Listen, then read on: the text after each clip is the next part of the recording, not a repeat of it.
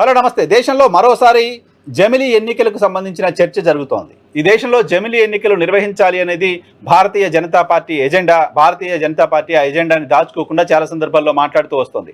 దేశవ్యాప్తంగా ఒకేసారి ఎన్నికలు నిర్వహించడం ద్వారా ఎన్నికలు నిర్వహించడం వల్ల ఖర్చు తగ్గిపోతుంది. దేశంలో పదే పదే ఏదో ప్రాంతంలో ఎన్నికలు జరగడం వల్ల అభివృద్ధి కార్యక్రమాలకు కూడా ఆటంకం కలుగుతోంది. అటువంటి పరిస్థితి లేకుండా ఉండాలంటే వన్ నేషన్ వన్ ఎలక్షన్ ఉండాలి అంటూ భారతీయ జనతా పార్టీ కోరుతోంది.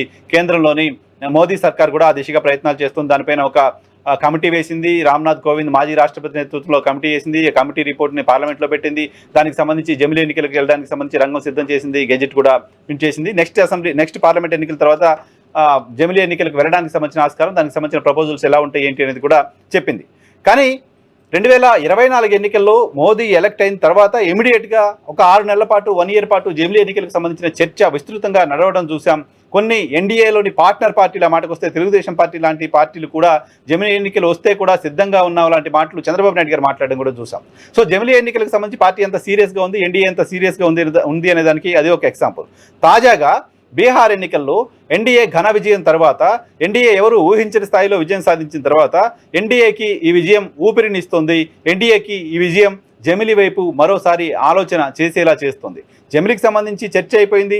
నెక్స్ట్ 29 పార్లమెంట్ ఎన్నికల తరువాత జమిలీ ఎన్నికలకు వెళ్తారు వంటి వార్తలు ఉన్నప్పటికీ కూడా జమిలీ ఎన్నికలపైన భారతీయ జనతా పార్టీ నిర్ణయం తీసుకునే అవకాశం ఉంది. జమిలీ ఒకేసారి దేశంలోని అన్ని రాష్ట్రాలకు కాకపోయినా 50% స్టేట్స్ అలాగే లోక్సభకు కలిపి ఎన్నికలకు వెళ్ళడానికి సంబంధించిన ఆలోచన కేంద్ర ప్రభుత్వం చేయడానికి సంబంధించిన అవకాశాలు ఉన్నాయి. ఇలాంటి రాజకీయ విశ్లేషణలు జాతీయ స్థాయిలో చాలా పెద్ద ఎత్తున జరుగుతూ ఉన్నాయి బీహార్ ఎన్నికల ఫలితాల తర్వాత. ఇక్కడ కొన్ని ఉదాహరణలు కూడా వాళ్ళు చెప్తున్నారు. ఏంటంటే గతంలో నోట్ల రద్దుకు సంబంధించి నిర్ణయం తీసుకుంటున్న సందర్భంగా కూడా చాలా గుంభనంగా ఎవరికి తెలియకుండా ఆల్ ఆఫ్ సడన్ అటువంటి నిర్ణయాన్ని తీసుకుంది ఎన్డీఏ సర్కారు, మోదీ నేతృత్వంలోని ఎన్డీఏ సర్కారు. అలాగే కాశ్మీర్ విషయంలో నిర్ణయం తీసుకున్న సమయంలో కానీ అనేక కీలకమైన విషయాలపైన నిర్ణయాలు తీసుకుంటున్న సందర్భంగా తమ ఎజెండానే అయినప్పటికీ, తాము ఎప్పటి నుంచి మాట్లాడుతున్న విషయం అయినప్పటికీ దాన్ని ఆల్ ఆఫ్ సడన్ డెసిషన్స్ తీసుకొని ప్రకటించడం చూస్తూ ఉన్నాం. సో అలాగే జమిలీ ఎన్నికలకు సంబంధించి కూడా ఒక్కసారిగా ప్రకటన చేసే అవకాశం ఉంటుంది, ఒకసారిగా ఆ దిశగా నిర్ణయం తీసుకోవడానికి సంబంధించిన అవకాశం ఉంది లాంటి విశ్లేషణలు ఎక్కువగా కనపడుతున్నాయి. అదే కనుక జరిగితే 27లో లోక్సభ దేశవ్యాప్తంగా జనాభా గణన ప్రారంభమవుతుంది. 27 ఎండింగ్కో 28కో అది పూర్తవుతుంది. జనాభా గణన పూర్తయిన తర్వాత ఆ తర్వాత నియోజకవర్గాలకు సంబంధించిన పునర్విభజన ఉంటుంది. నియోజకవర్గాలకు సంబంధించిన పునర్విభజన తర్వాత ఎన్నికలు ఉంటాయి. ఎన్నికల తర్వాత జమిలీ చర్చ, ఇవంతా ప్రొసీజర్. కానీ దానికంటే ముందే, జనాభా లెక్కల కంటే ముందే ఎన్నికలకు వెళ్ళి, ఇప్పుడు సంకీర్ణ సర్కారు ఉంది. 2 సార్లు మోదీ అబ్సల్యూట్గా భారతీయ జనతా పార్టీ సొంతంగా మ్యాజిక్ ఫిగర్ని దాటి అధికారంలోకి వచ్చింది. కానీ ప్రస్తుతం 3వ విడత సర్కారు మాత్రం సంకీర్ణ సర్కారు.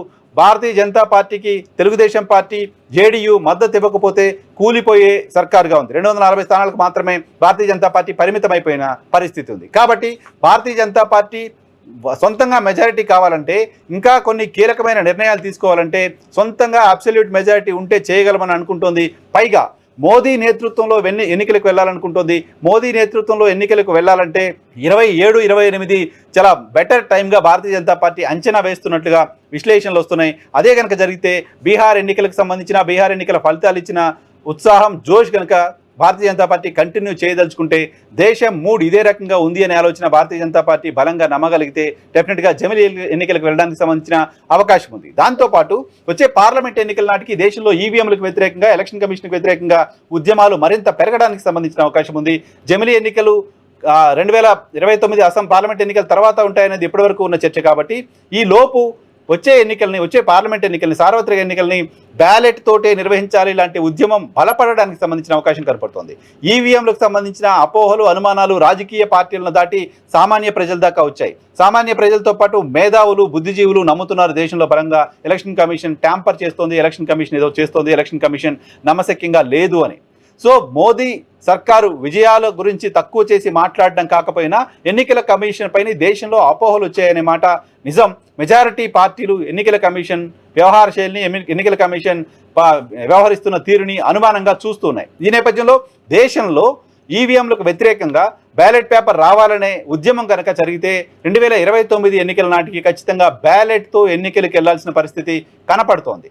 బ్యాలెట్ ద్వారా ఎన్నికలకు వెళ్ళడానికి సంబంధించిన ప్రయత్నం చేయక తప్పని పరిస్థితి కనపడుతోంది. ఎలక్షన్ కమిషన్ కేంద్రం ఏం చెప్తే అది చేసే వాతావరణంలో ఉన్నప్పటికీ ఎలక్షన్ కమిషన్ దేశ ప్రజలు ఇప్పటికే విలన్గా చూస్తున్నారు కాబట్టి ఎలక్షన్ కమిషన్ పైన కూడా తీవ్రమైన ఒత్తిడి, ఎలక్షన్ కమిషన్కి వ్యతిరేకంగా పెద్ద ఉద్యమాలు రావడానికి సంబంధించిన అవకాశం కూడా ఉంది. కాబట్టి దానికంటే ముందే అటువంటి పరిస్థితి లేకుండా చూడడం కోసమే బహుశా 2027-28 ఆ ప్రాంతంలో జమిలీ ఎన్నికలు నిర్వహించడానికి సంబంధించిన అవకాశం లేకపోలేదు. బీహార్ ఎన్నికల తర్వాత ఈ చర్చ మరింత పెరుగుతోంది.